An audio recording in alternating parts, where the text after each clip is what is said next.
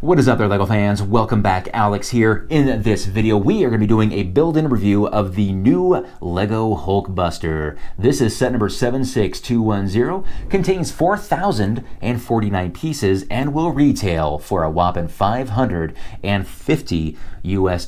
This will be available on November 4th at lego.com and LEGO stores. So what we'll do as always is a time-lapse build, and we'll give it a proper review, but I also thought it would be kind of fun to do a value comparison. What I mean by that is when it comes to Lego sets, a lot of people do what they call a price per piece comparison. And that's very deceptive because pieces come in all shapes and sizes. So what I think would be a better measure of value is to see how much we're paying per pound or kilogram and compare that with a couple of other Lego sets of a similar or identical intellectual property. All right, let's go ahead and get building.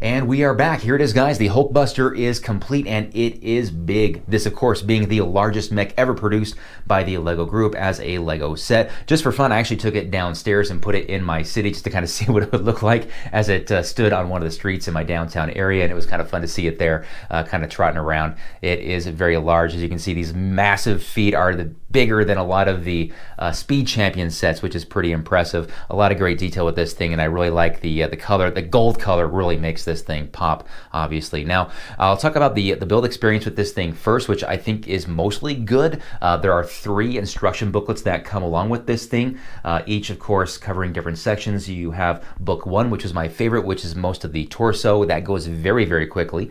The second booklet is the legs. I enjoyed the first half of it, but when I started building the other half, which would be the other leg, it becomes a little bit redundant because obviously it's a mirror build of one of the legs. So, I mean, you go through it a little bit faster because you're familiar with it, but at the same time, it's redundant, but it is to be expected because, well, it's a mech. It's 2 legs and 2 arms. And of course, that continues with the third and final booklet, which of course is the chest area and of course the 2 arms, and that finally comes together, as you can see here. A lot of great, fantastic details of this thing from head to toe.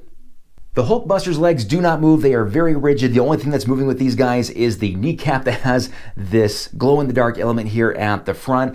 The arms do move around a little bit. There's some decent movement that is allowed with these things. I wish there was a little bit more flexibility. I totally get why they have the elements that they've used on this thing because, well, as you position these things are not light and they need to lock or hold where you put them. So just be aware that there are some restrictions on the movement on the arms, but generally speaking, you can get it into a decent position. Aside from the arms, there are a lot of other moving parts on the upper body here. The back does open up to reveal the inside here. You can also open up the front chest area by moving those forward, and the shoulders do pop up, as well as the head, revealing a very large and spacious interior.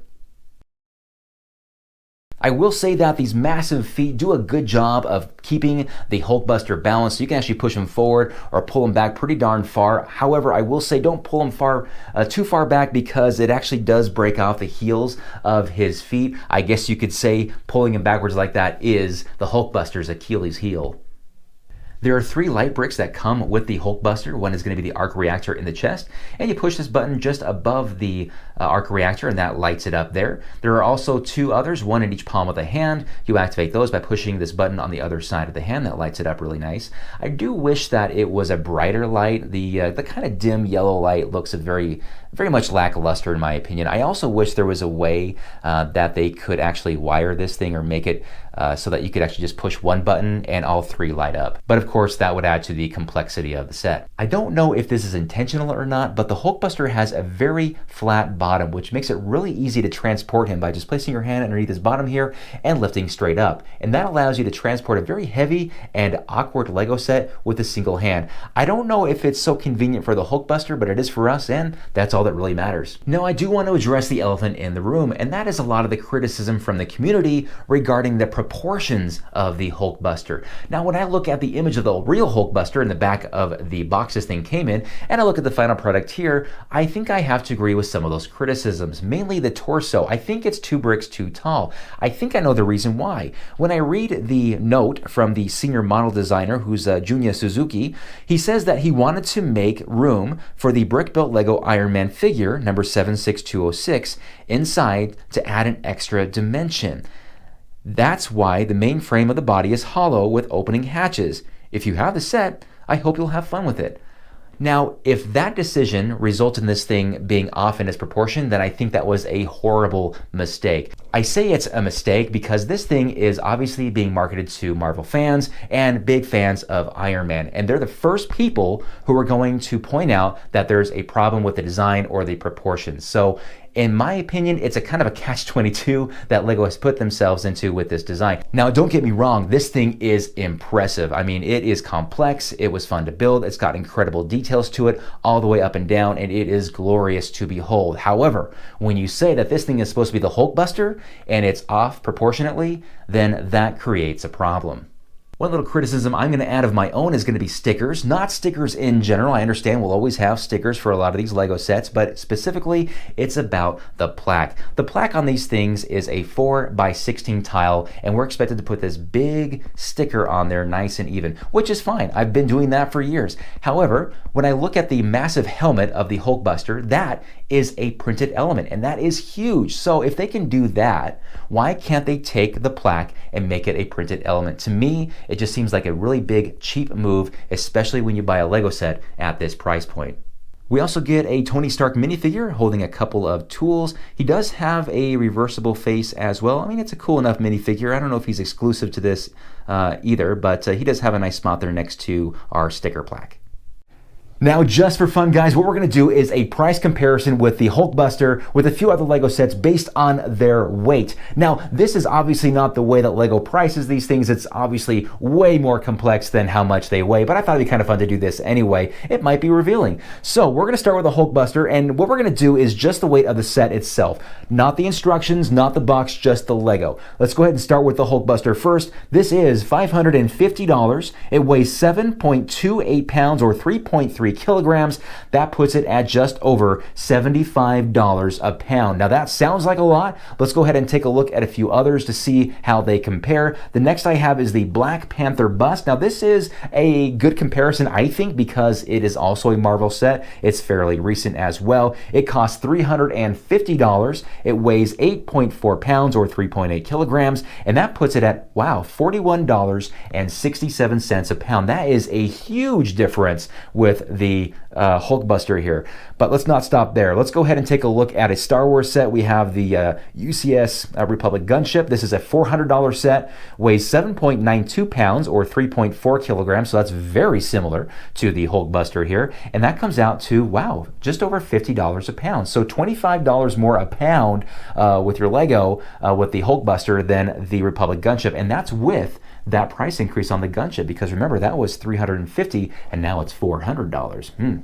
All right, now I wanted to do one more, so I got out one of the big boys. I got the UCS AT-AT out, and that thing is now $850. It weighs 13.6 pounds or 6 kilograms, and yes, I did compensate for that board it's standing on there. That comes out to be $62.50 a pound.